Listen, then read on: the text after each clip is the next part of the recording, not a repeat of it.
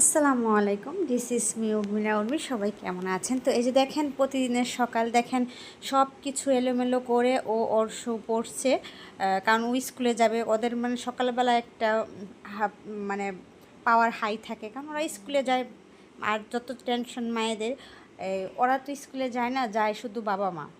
যারা মানে মা আর বাবা মনে হয় স্কুলে যায়, মানে ব্যাগ ট্যাগ নিয়ে মনে হচ্ছে যে বাবা মা স্কুলে যায়। এটাই স্বাভাবিক, কারণ প্রত্যেকটা দিন সকালবেলা মায়েদের এটা একটা টেনশন।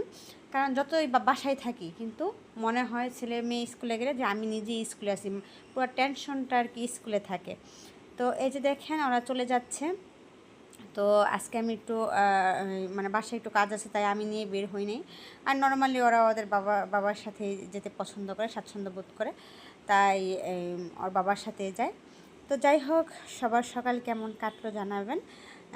আমার সকাল মাশাআল্লাহ ভালো কাটছে, কারণ যেহেতু সুন্দর একটা দিন পেয়েছি, আলহামদুলিল্লাহ।